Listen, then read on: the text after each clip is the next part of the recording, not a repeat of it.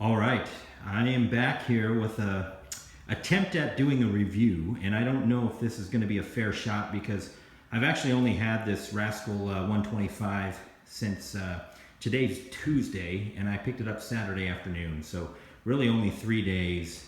I did take it to work yesterday, which round trip is only about 4.5 miles, maybe 5. Took it out in some pretty heavy traffic on the way back. I can tell you I'm a newer rider, and just really today it was a rainy day, a chance of rain, and I wasn't really comfortable taking it out in case the roads were wet.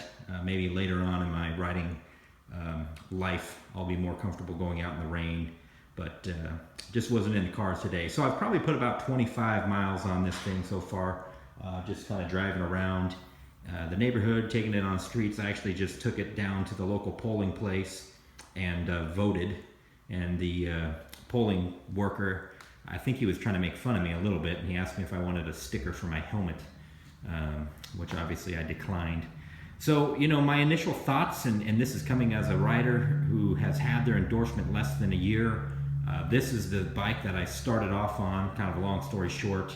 I was really looking at the 250, 300 class bike. A few of my coworkers told me that I would regret it and that I shouldn't do it, and they were adamant that I should start on a 600 because it would only be a matter of time before I outgrew my 250, my 300. Now, the people who were telling me this were probably close to half my age. And so I probably should have considered the source. Those guys have a lot more, they're a lot more daring than I am. And so really, you know, it's been a fun bike. I don't know the future of it for now. I just took it out and went on a ride tonight with it. And man, it feels like a tank compared to this little Rascal. I just, you know, I've got about a 30-inch inseam, so I can barely flat foot this thing, and I know I can adjust the suspension. I just haven't gotten around to it. This thing, 29.5-inch seat height, and the suspension is really soft. I believe it gives down, probably goes down at least 2 inches maybe on me when I sit on it. And it just feels nice because I can flat foot it. The riding position is much different here than here. I feel like if I had to bail, I can put my feet down a lot quicker. And I know I'm comparing apples to oranges here. So the first thing that I'm going to comment on is the overall look. I was attracted to this over the Grom and the Z125, really because I like the naked bike, or the Street Fighter, whatever you call it. I really like that look. And I know this has the inverted forks with the trellis frame. And, you know, a lot has been said. It does look like a little mini Ducati monster. And I think that it has a really cool, clean look. I did take the end cap off. There's a plastic end cap that comes on the bike, and I took it off because I just like the look of the bigger seat. Not that I plan on having anyone on the back of it anytime soon. So my initial thoughts. I'm used to, again, this bike here in the background. This thing needs a little bit of help, in my opinion, with the carburetor. I think, and I've been watching other videos, I think there's definitely a very easy upgrade on this. And I don't remember the exact brand and number, but I think it's something about a 26 millimeter carb versus whatever's on there now, and that's supposed to really wake up the bike. I can't really complain because I have not opened this thing wide open out on the road yet. The fastest I've had this during the break-in period is actually only about 53, and maybe that's even too fast for the break-in period. I had it in third gear and it got up to 53, and I weigh 190 pounds with gear, probably 195. So no issues there. It's gotten me up hills so far. So it has enough power, but I'm reminded how little power it actually has, again, when I rode this tonight. And I know, again, it's not, it's an apples to oranges comparison. They're completely separate classes of bike, and I totally get that. So I think one of the biggest things for me is the wheel size. I'm not really used to this 12-inch wheel size.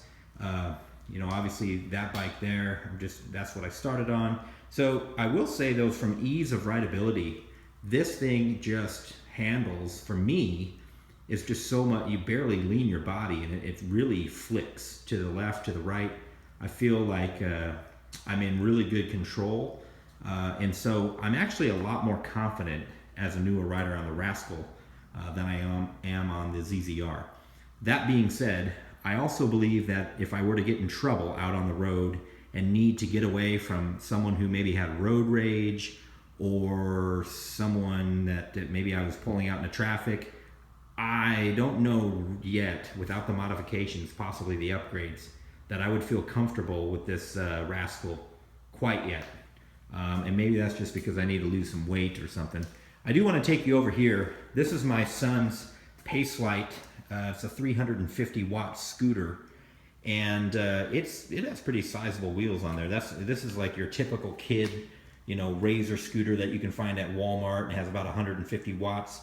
Well, this has a 350 rare earth motor. It's brushless, and I'm telling you, this thing, it gets up 18, 20 miles an hour. Now, I know that's not fast, but for an 8, 9, 10-year-old, it's moving pretty good. And so the other night we actually took this out together. He had his scooter, I had the Rascal, and I'm telling you, we had a blast going through the neighborhood for probably 15, 20 minutes. And I'm not sure that this Rascal, when I was just barely going in first gear, was any louder than the electric drive and the chain of this scooter. It was really quite remarkable how quiet the Rascal is. Now, I'm going to do a test a little bit later on that just shows you how loud these two are in comparison, and then I'm going to run them both together, and I'm willing to bet that all you're going to hear is the ZZR. Again, this has a stock exhaust. That one doesn't quite. It has a little slip-on on it, so not quite apples to apples.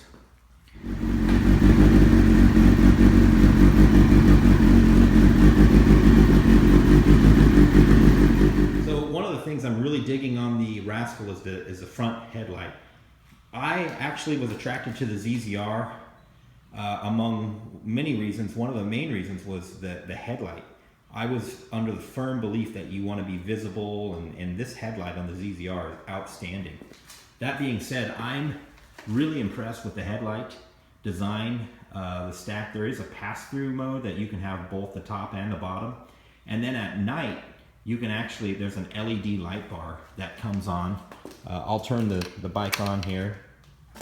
And by the way, there is no doubt in my mind, because I've been on a Grom, I've actually sat on Groms, I know guys who have Groms. This is really, really similar to a Honda Grom dash. I mean, you could put the two of them next to each other, and I think you'd have a hard time guessing which one was which.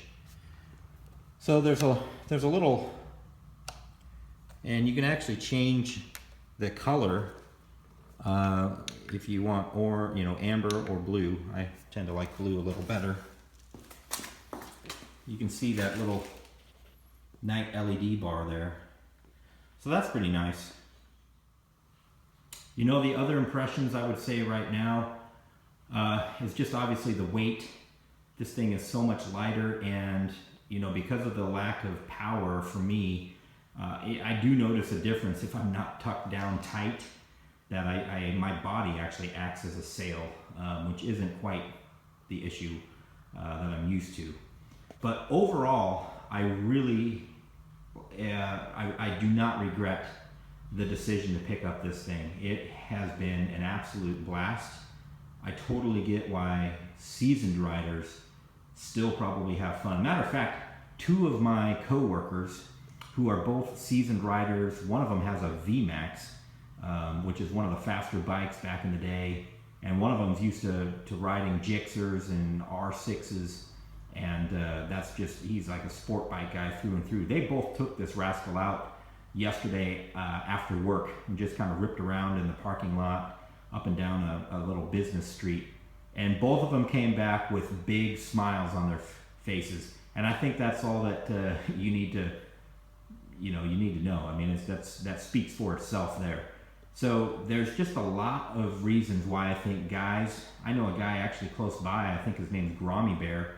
I actually think he had, from the videos that I've watched, I think he actually has a bigger bike, or had a bigger bike, and he actually downsized to a Grom. And I completely get why he did. If speed is your thing, the Rascal and the Grom, the Z125, I'm sure you can modify them so that they can go a little faster. I've seen videos. There's a guy on YouTube that has his Rascal up to like 75, 76 miles an hour.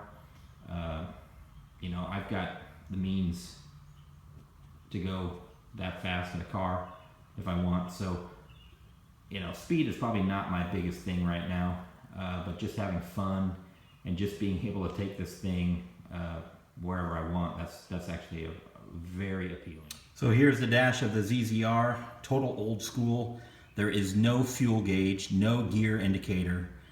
You know, it's temperature, I think there's a clock, and I have a trip, and that is about it.